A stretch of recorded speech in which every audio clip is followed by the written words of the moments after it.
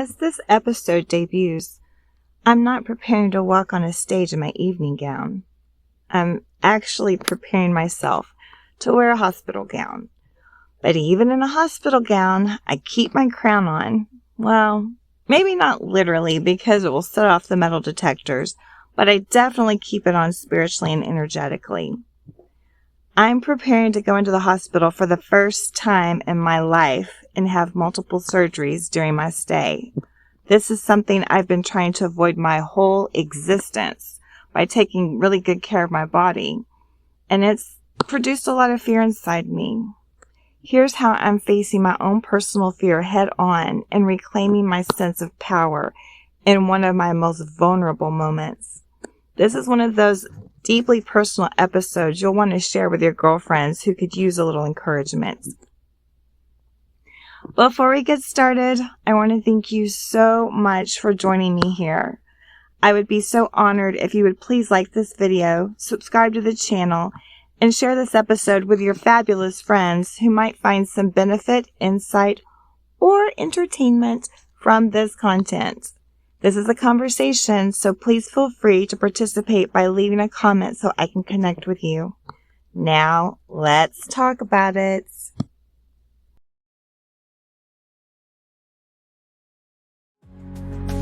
Becoming the magnificent, be empowered, strong, and gracefully, with poise and elegance endlessly. I am who I was born to be. Welcome to Becoming, Conversations in Elegance and Empowerment, where we explore living with purpose, grace, and confidence. I'm Sanesa Lusinger, your host, author, and transformation guide. This isn't just a podcast, it's a conversation, and I'd love to hear your thoughts. Visit becomingpublishing.com to grab your free guide, Exquisitely Dealing with Stress, and join the conversation by leaving a comment. Now, let's dive into today's topic.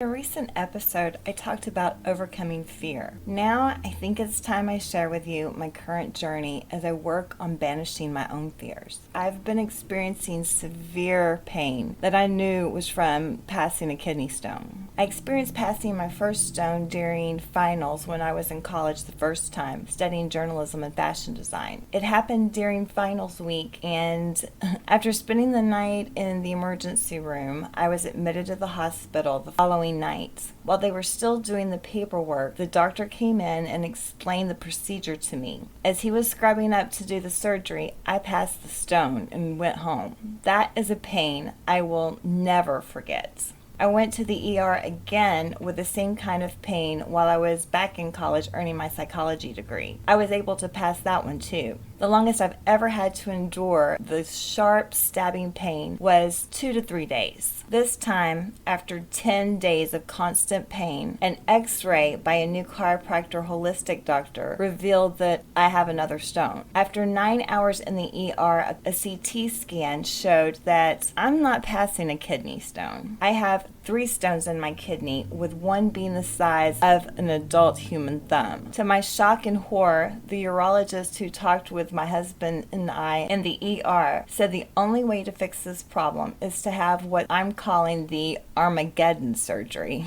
Like in the movie, they will have to use a laser to break up this stone, then suction all the fragments and the 2 other stones out. We were told it would require a 1 to 3 night stay in the hospital, along with a cut in my back and a temporary catheter.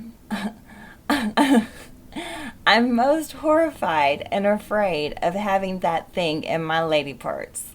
After scaring me silly, the urologist sent me home from the ER and told me not to put this procedure on the back burner and to schedule the surgery with one of the 2 doctors she recommended as soon as possible. When I received the call a few days later to schedule the follow-up visit, I was told that the soonest I could get an office visit appointment with either of the surgeons was 3 months later. After explaining what the urologist told us in the ER, I was advised to get the first available appointments, which was a month later, with a physician's assistant, in hopes that they could get me in to see one of the two doctors sooner.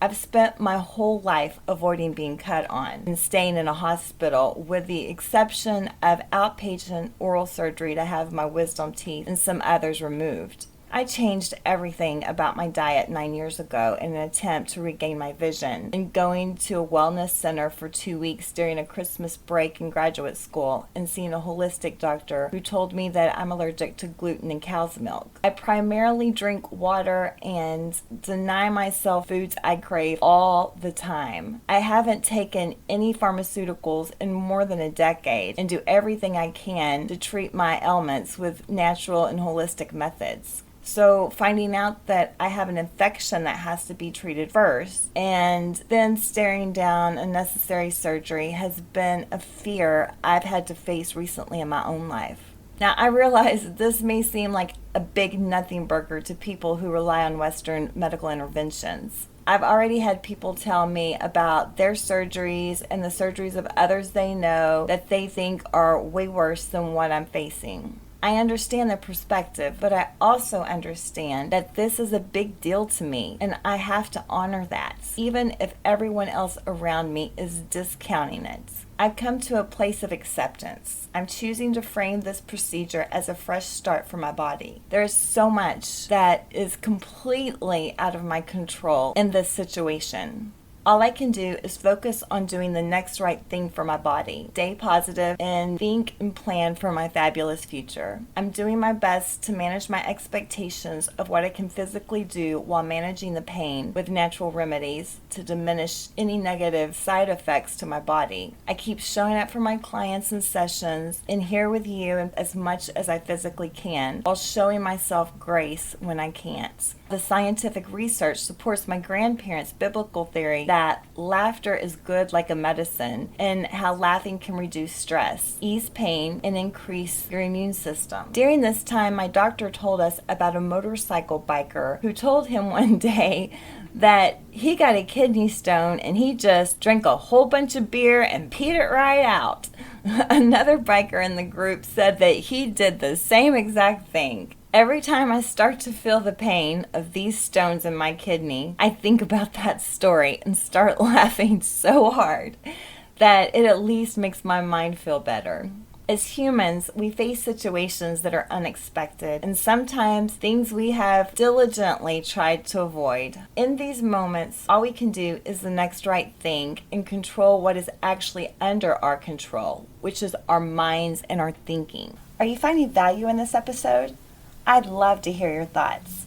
Head over to becomingpublishing.com, grab your free guide, and drop a comment here to let me know what resonated most with you. We're nearing the unofficial start of summer, and everyone is talking about getting their body's swimsuit ready. But what about our brain health and our mental health?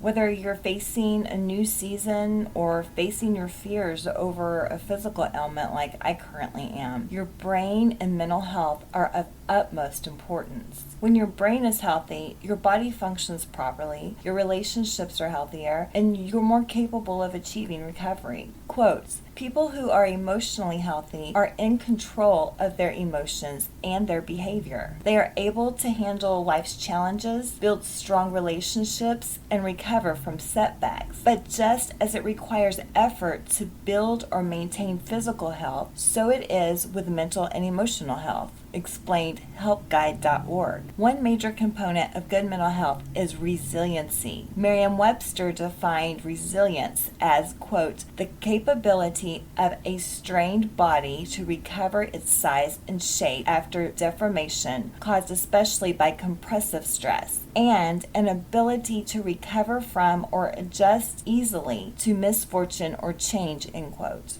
The Mayo Clinic described resiliency as, quote, being able to adapt to life's misfortunes and setbacks. Resilience won't make your problems go away, but resilience can give you the ability to see past them, find enjoyment in life, and better handle stress, end quote. The word people have been saying to me over and over again during this time in my life has been strong. They keep saying that I'm very strong to endure this pain and keep going.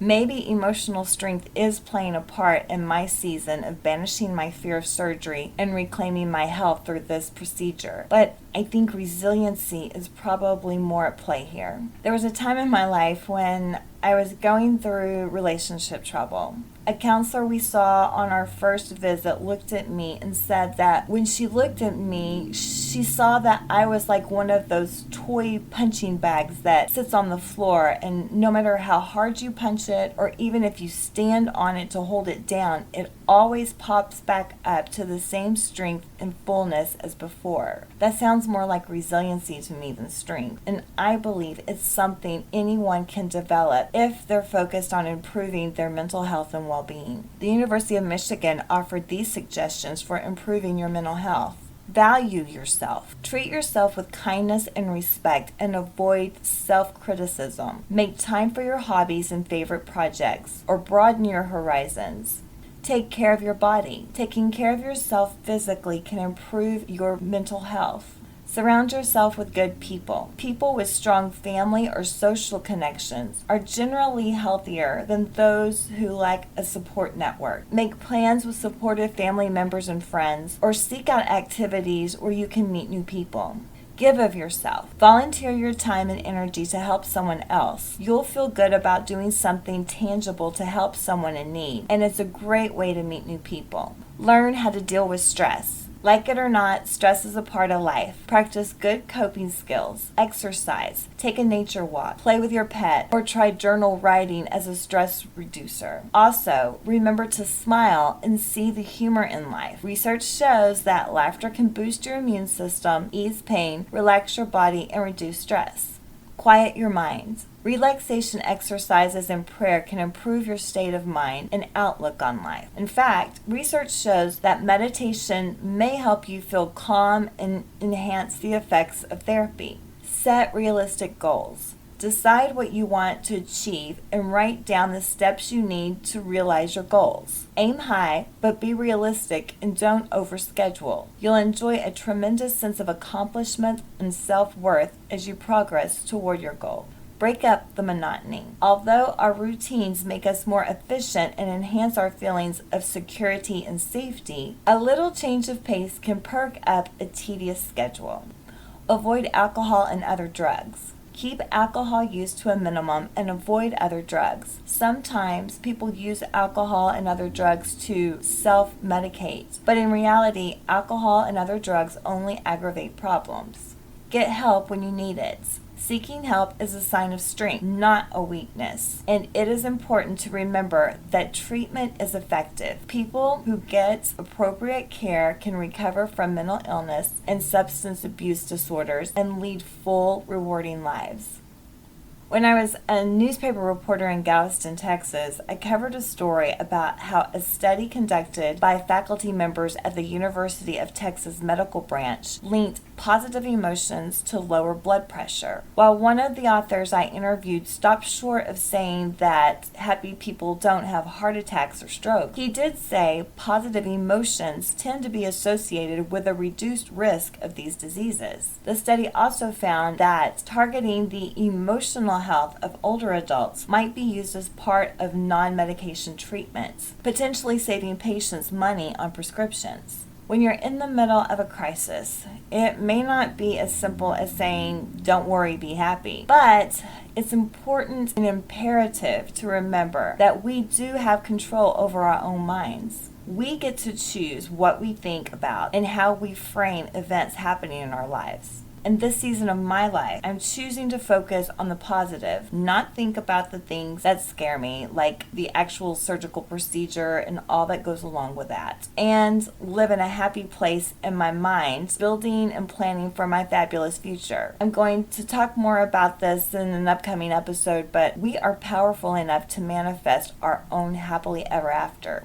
I've done it many times in my life. It all begins in our heads. I encourage you to do these same types of things when you find yourself staring down your own fears. If the worst thing happens, you'll be resilient enough to find a way to navigate beautifully and gracefully through it. This isn't your first rodeo. You've been through enough hard times in life, and you have developed the strength, skills, experience, and resiliency to come through it stronger and better than before. I encourage you to banish the fear. By that, I mean don't let it control your life, plans, or thinking, and focus on your fabulous future ahead. Sing, dance, laugh, and do whatever it is that makes you feel happy. This is how we're going to defeat the fear and render it defenseless against us. Thank you so much for spending time with me on Becoming, Conversations in Elegance and Empowerment. Was there something in this episode that resonated with you? Share your thoughts in the comments. If you're ready to take your personal growth to the next level, visit becomingpublishing.com to explore my exclusive coaching programs and resources tailored for ambitious women like you. There you can also download your free guide, Exquisitely Dealing with Stress. If you found value in this episode, please subscribe, leave a review, and share it with a friend who's ready to create the magnificent life and relationships they truly deserve. Until next time, stay elegant, stay empowered.